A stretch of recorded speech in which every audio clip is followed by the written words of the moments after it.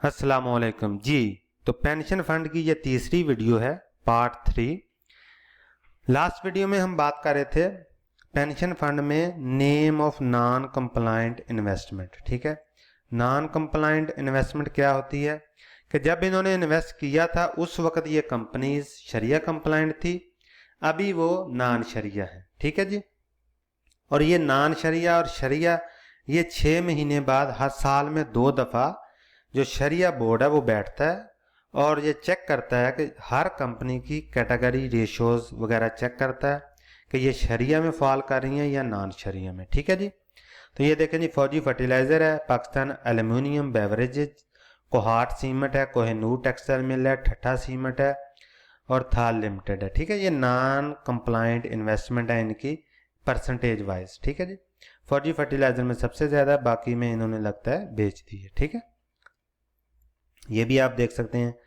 अच्छा, monthly yield हमने बात कर ली है, ये आ गया जी इस्लामिक फिक्स रिटर्न। तो ये होगा जी इस्लामिक फंड मैनेजर। अभी हम बात करेंगे फीस वगैरह की। अभी हम बात करते हैं इस फंड की, हम टोटल रिटर्न देखते हैं कि एब्सोल्यूट टर्म में इसका टोटल रिटर्न कितना आता है। ठीक है जी।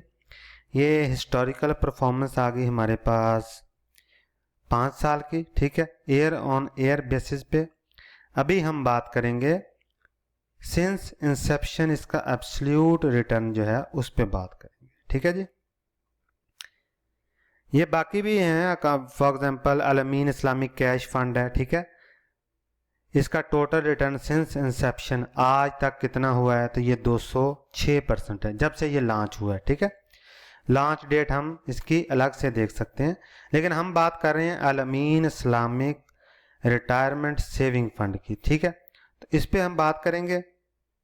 ये देखें जी, सिंस इंसेप्शन एब्सोल्यूट रिटर्न्स। ठीक है, तो ये देख सकते हैं 2015 में डेट सब फंड इसका रिटर्न, इसी तरह मनी मार्केट सब फंड और इक्विटी सब फंड। ठीक है, ये ईयर आ गया fiscal year 15, fiscal year 16, fiscal year 17, fiscal year 18 से कंटिन्यू फिस्कल ईयर 25 तक। ठीक है, देखते हैं जी। फॉर एग्जांपल फिस्कल ईयर 15 में डेट सब फंड था 47%, यानी ये फंड लॉन्च हुआ है 2010 में, तो 2010 से लेके 2015 तक यानी 5 साल में डेट सब फंड ने दिया 47% टोटल रिटर्न। ठीक है, मनी मार्केट ने दिया 42% और इक्विटी ने दिया 373% रिटर्न। आप खुद अंदाजा कर लें कि अगर आपने 1 रुपया लगाया होता तो 373 बन जाते, मनी मार्केट में 42 रुपये बनते और डेट सब फंड में 47 रुपीज़ बनते। ये आपने खुद जो चीज़ें हैं उनको समझना है। ठीक है, 2016 में 52, 47। ठीक है, यानी ये दो रिटर्न, इसमें रिटर्न हो सकता है अप डाउन हो जाए। ये देखें 463 बन गया 2016 में, 2017 में 52 से ये हो गया 59, 47 से 53, 463% से 635% रिटर्न हो गया हमारे पास 2017 में। अभी आपने पॉइंट नोट करना है। ठीक है, 2018 में 59 से बढ़कर 63% हो गया रिटर्न डेट सब फंड में। मनी मार्केट सब फंड में 53 से बढ़कर 58 हो गया, जबकि इक्विटी सब फंड में 635% से कम होकर 532% हो गया। क्यों? मार्केट लॉस में होगी, मार्केट डाउन ट्रेंड में होगी। ठीक है जी। अगर आपने 2017 में पैसे डाले होते और 2018 में, फॉर एग्जांपल मैं आपको समझाने के लिए 635 रुपये डाले होते आपने, तो 2018 में 532 रह जाने थे। क्यों? स्टॉक मार्केट लॉस में गई। अभी हम देखते हैं फाइनल रिटर्न। 2019 में 63 से बढ़कर 75 हो गया, 58 से बढ़कर 69, जबकि इक्विटी सब फंड 532 से फिर कम होकर 419% पे आ गया टोटल एब्सोल्यूट टर्म में। यहाँ 635 था, 2 साल में कम होकर 419 पे आ गया, अभी फिस्कल ईयर 2020 में चलते हैं तो ये 75 से बढ़कर 91, ये 69 से बढ़कर 85, जबकि इक्विटी यानी स्टॉक मार्केट का फंड जो है 419 से बढ़कर 478 पे चला गया। अभी यानी 2 साल डाउन ट्रेंड में रहा, लॉसेज में रहा, और 19 से 20 में इसने थोड़े से परसेंटेज में प्रॉफिट कमाया और ये 478% बन गया। अभी 2021 में 91 से बढ़कर 100 हो गया। मनी मार्केट 93 पे चला गया, कोई लॉस नहीं है, डेट सब फंड में कोई लॉस नहीं है, मनी मार्केट में कोई लॉस नहीं है, और स्टॉक मार्केट 478 से बढ़ के 692 पे चली गई। 692 आप देख लें कि 2017 में आपने पैसा डाला होता तो 635 रुपये, तो 2021 में बनने थे 692 रुपये, यानी 3-4 साल इसमें लॉसेज ही चलते रहे। ठीक है, ये आपको सिर्फ समझाने के लिए, अंडरस्टैंडिंग के लिए कि मार्केट कैसे काम करती है, स्टॉक मार्केट कैसे काम करती है, मनी मार्केट कैसे काम करती है और डेट मार्केट कैसे काम करती है। 2022 में 100 से बढ़कर 116% हो गया रिटर्न। मनी मार्केट का 93 से बढ़कर 108 हो गया एब्सोल्यूट यानी टोटल फिस्कल ईयर 2022 तक। और स्टॉक मार्केट का फिर ये देखें 692 से कम होकर 605 पे चला गया, इधर फिर लॉसेज हुए हैं। ठीक है, आप खुद देख लें, कभी अप है कभी डाउन है स्टॉक मार्केट, लेकिन डेट और मनी मार्केट सेम चल रहे हैं। ठीक है, सिर्फ प्रॉफिट में चल रहे हैं। फिस्कल ईयर 2023 में 149 पे चला गया 116 से, 108 से 142 पे चला गया फिस्कल ईयर 2023 में, और 605 से कम होकर 604 पे चला गया, यानी 1% लॉस हुआ फिर 2023 में। फिस्कल ईयर 2022 में 605 पे था परसेंट, और 23 में 604 पे चला गया, 1% का लॉस हुआ स्टॉक मार्केट में। 24 में बात करते हैं तो ये 149 से बढ़ के 203% पे चला गया, 142 से 193 मनी मार्केट, और स्टॉक मार्केट 604 से बढ़कर 1167% पे चला गया 2024 में। फॉर एग्जाम्पल 2017 में आपने पैसे डाले होते तो तकरीबन 2023 तक उसी के राउंड अबाउट रहने थे पैसे, यहाँ कम हो गए, यहाँ मजीद कम हो गए, यहाँ थोड़े से बढ़े, यहाँ थोड़े से और बढ़े। ठीक है, यहाँ फिर कम हो गए, यहाँ फिर सेम आ गए 604 635, तकरीबन यहाँ भी लॉस ही है 2023 में, लेकिन 2024 में इसका रिटर्न पहुंच गया 1167% पर।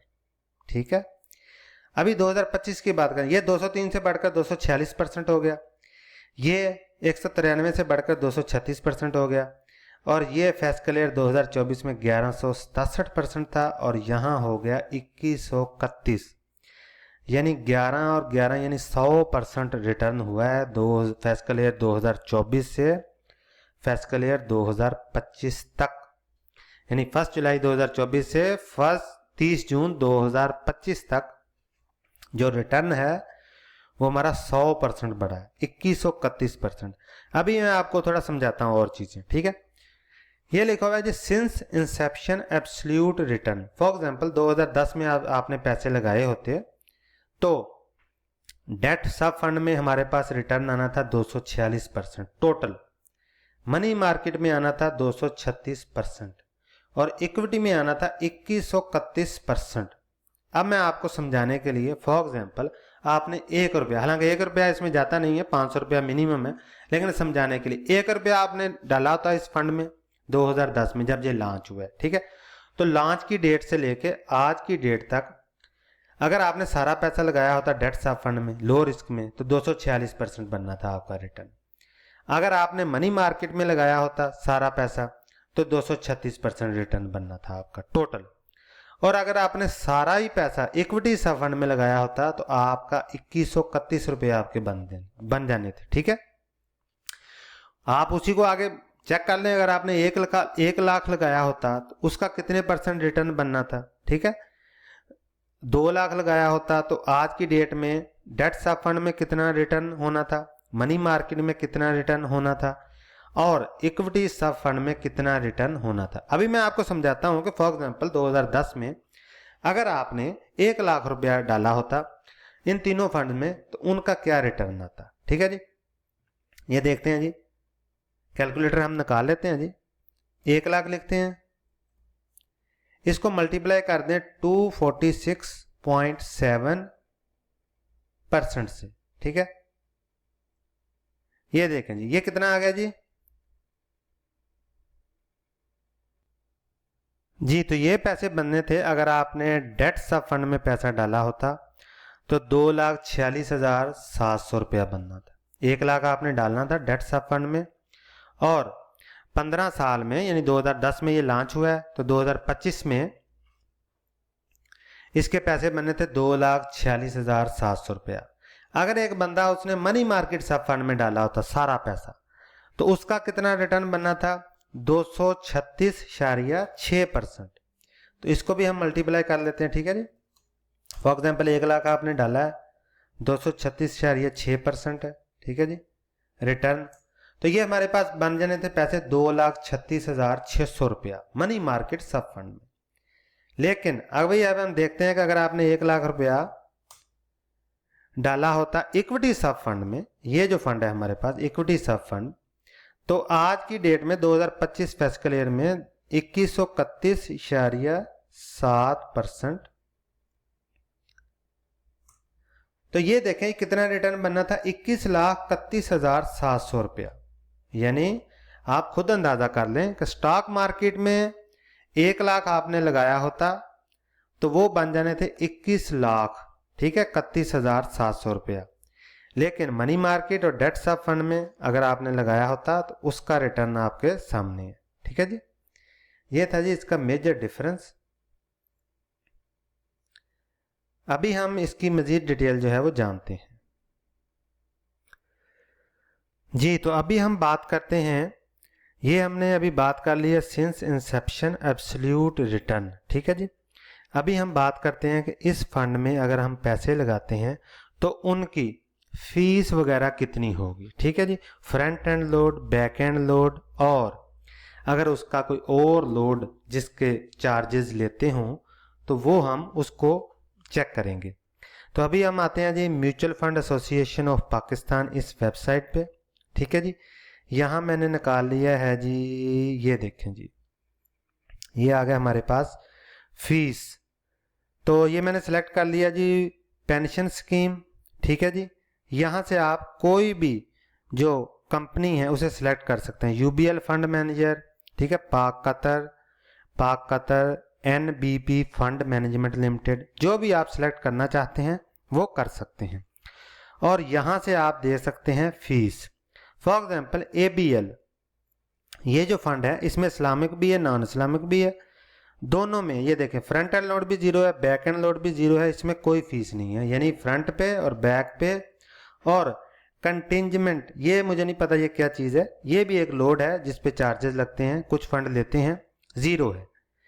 अल हबीब में भी ज़ीरो है सारी, अल मिज़ान में भी सारी ज़ीरो हैं, ठीक है। अल फलाह एसेट मैनेजमेंट लिमिटेड इसमें भी ज़ीरो हैं, ये आज की डेट में है। अटलस ज़ीरो है, AWT, फैसल, HBL, IGI, ये देखें IGI वाले 3% लेते हैं front end load. Front end load क्या चीज़ होती है? अगर आप पैसा इन्वेस्ट करते हैं 100 रुपया तो 3% 3 रुपये वो ले लेंगे, बाकी आपके इन्वेस्ट कर देंगे, ठीक है। JS भी ज़ीरो है, ना कोई फ्रंट पे है ना बैक पे है, ठीक है। नेशनल इन्वेस्टमेंट ट्रस्ट लिमिटेड ये भी ज़ीरो है, ठीक है जी। NBP, पाक कतर, UBL, हम बात कर रहे थे UBL की, तो UBL फंड मैनेजर लिमिटेड, अल अमीन इस्लामिक रिटायरमेंट सेविंग फंड, और ये भी है जी सेविंग फंड, मनी मार्केट का, इक्विटी का और डेट का, तीनों में ये 3% ले रहे हैं, ठीक है जी। यानी फ्रंट एंड लोड 3% है इनका जब आप इस पेंशन स्कीम में इन्वेस्ट करेंगे, ठीक है। बैक एंड लोड ज़ीरो है और अदर लोड जो है वो भी ज़ीरो है। ट्रस्टी इसका CDC है, ठीक है। ये चेंज होती रहती हैं, ये आप जब भी वीडियो देखें इसी तरह वेबसाइट खोल लें mutual fund association of Pakistan, और आपको जो फीस है वो मिल जाएगी, ठीक है जी। अभी हम देखते हैं कि अगर आपने टोटल एक्सपेंस रेशो देखनी हो तो वो यहाँ से देख सकते हैं, ठीक है जी। जिस भी फंड में आप इन्वेस्ट करना चाह रहे हो, हमने देखा था UBL का, तो UBL की ये आप देख सकते हैं टोटल एक्सपेंस रेशो कितनी है। आप इसको बाकी फंड्स के साथ कंपैरिजन कर सकते हैं, इससे ज़्यादा फर्क नहीं पड़ता।